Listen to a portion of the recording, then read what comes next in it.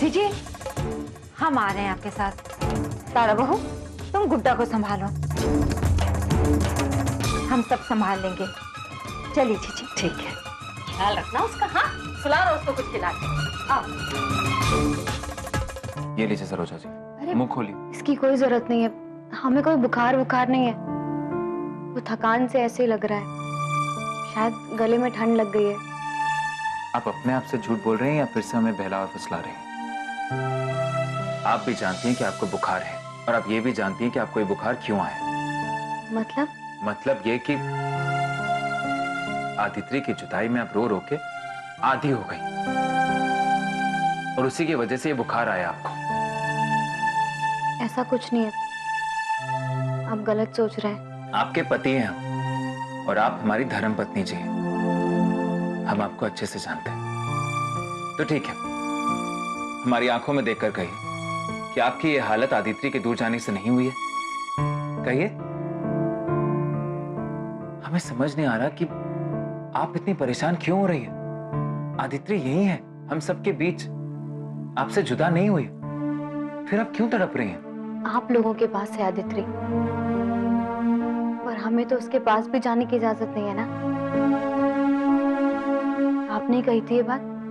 हमें अच्छे से याद है हमने क्या कहा था। कितनी अजीब बात है, आप सिर्फ अपना सोच रही हैं। आपको ये तो याद है कि हमने क्या कहा था,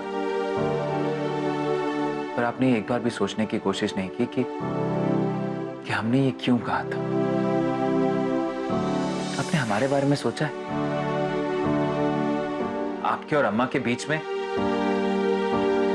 क्या छोड़िए,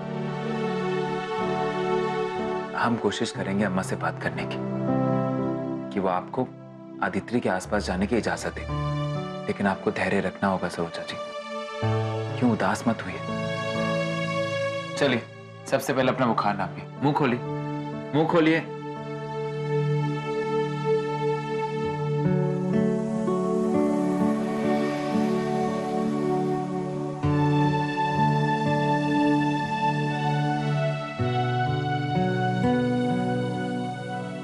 लीजिए, 101 बुखार है आपको। हमें डॉक्टर को फोन करना चाहिए। लेकिन आप डॉक्टर को मत फोन कीजिए, हम दवाई ले लेंगे। कहा है ना आपसे, पति हम आपके, करने दीजिए जो हम करना चाहते हैं।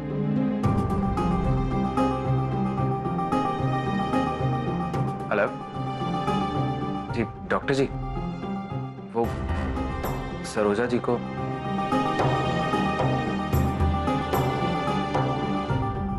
धन्यवाद।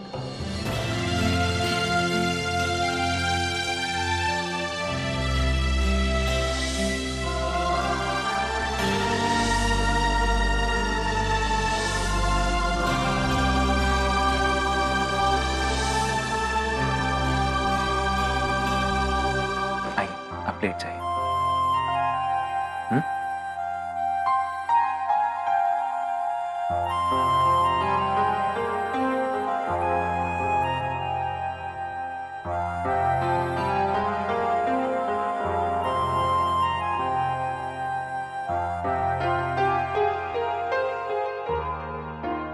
आंखें बंद कीजिए और सो जाइए।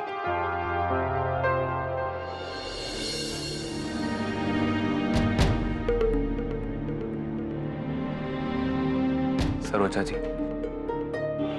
हम कुछ बन के दिखाएंगे और तभी अपना हक जताएंगे। कहीं मत जाइए, हमें आपकी जरूरत है, हमारे पास ही रहिए।